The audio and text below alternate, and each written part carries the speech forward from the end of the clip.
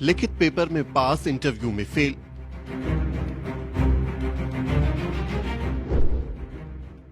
जज बनते बनते रह गए बहुजन बेटी बेटियां। ये हैं आदिवासी कैंडिडेट महिमा देवड़ा। महिमा को अगर इंटरव्यू में सिर्फ 1.5 नंबर और मिल जाता तो ये मध्य प्रदेश में सिविल जज बन जाती। और ये हैं राहुल अहिरवार। अगर इन्हें इंटरव्यू में सिर्फ आधा नंबर और मिल जाता तो ये भी मध्य प्रदेश में सिविल जज बन जाते। महिमा और राहुल जैसे सैकड़ों SC/ST कैंडिडेट्स जज बनने के अपने सपने के साथ ही रह गए। मध्य प्रदेश में MP सिविल जज junior division entry level exam 2021 का रिजल्ट घोषित हो गया, लेकिन रिजल्ट घोषित होने के बाद से ही इंटरव्यू लेने वाले बोर्ड पर जातिवाद के गंभीर आरोप लग रहे हैं। आरोप है कि इंटरव्यू लेने वालों ने जानबूझकर दलित, आदिवासी और OBC बैकग्राउंड से आने वाले कैंडिडेट्स को कम नंबर दिए ताकि वो सेलेक्ट ना हो सके। इस बारे में OBC महासभा के राष्ट्रीय प्रवक्ता डॉक्टर आनंद राय ने फेसबुक पर जानकारी साझा की। उन्होंने आरोप लगाया कि MP सिविल जज junior division entry level exam में बहुजनों की हकमारी हुई है। डॉक्टर आनंद राय ने महिमा देवड़ा की तस्वीर और रिजल्ट साझा करते हुए लिखा, ये बहन बाजना जिला रतलाम की है। पिछले 7-8 साल से तैयारी कर रही है। आदिवासी वर्ग से सिविल जज एस्पिरेंट महिमा है। थ्योरी में 180 मार्क्स चाहिए थे, इनके 192 हैं। इंटरव्यू में भी 20 नंबर चाहिए थे, इन्हें सिर्फ 18.5 नंबर ही मिले। चयन से वंचित रह गई।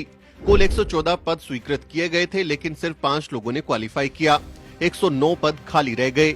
लगातार 3 साल तक यदि योग्य उम्मीदवार नहीं मिले तो ये पद सामान्य यानी UR से भर दिए जाएंगे। ST के लिए न्यूनतम मार्क्स का क्राइटेरिया 45% है। इस हिसाब से 450 में से 210 मार्क्स में चयन हो जाना चाहिए था, लेकिन इंटरव्यू में अलग से 50 में से 20 लाना अनिवार्य था, इसलिए महिमा चयन से वंचित रह गई। रास्ता ये है कि परसेंटेज के बजाय परसेंटाइल निकाले जाएं और नए सिरे से मेरिट बनाई जाए। थ्योरी प्लस इंटरव्यू के एग्रीगेट मार्क्स के आधार पर मेरिट बने। अलग से इंटरव्यू में पास होने की अनिवार्यता खत्म हो, इसके लिए राज्य सरकार की ओर से SG और AG हाई कोर्ट में SC/ST छात्रों का पक्ष रखें। यानी डॉक्टर आनंद राय कह रहे हैं कि इंटरव्यू में फर्जीवाड़ा हुआ है। आरक्षित वर्ग के लिए 114 पद थे, लेकिन सिर्फ 5 को ही क्वालिफाई दिखाया गया। जिन लोगों ने इंटरव्यू दिया उन्हें कम नंबर देकर रेस से बाहर कर दिया गया। डॉक्टर राय का कहना है कि इसी तरह से 3 साल तक इन आरक्षित पदों को नॉट फाउंड सूटेबल कहकर खाली छोड़ा जाता रहेगा और फिर इन्हें अनारक्षित कहकर सवर्णों को दे दिया जाएगा।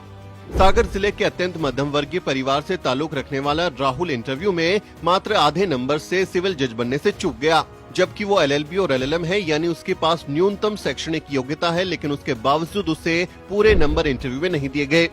भारत में अक्सर सरनेम देखकर जाति का पता लगा लिया जाता है। इंटरव्यू लेने वाले शख्स के पास तो वैसे भी पहले से ही लिस्ट होती है, जिसमें कैंडिडेट की जाति का भी जिक्र होता है। अक्सर ये आरोप लगते रहे हैं कि इंटरव्यू लेने वाला पैनल सवर्णों से भरा होता है और वो जानबूझकर दलित, आदिवासी और OBC बैकग्राउंड के कैंडिडेट को कम नंबर देकर रेस से बाहर कर देता है।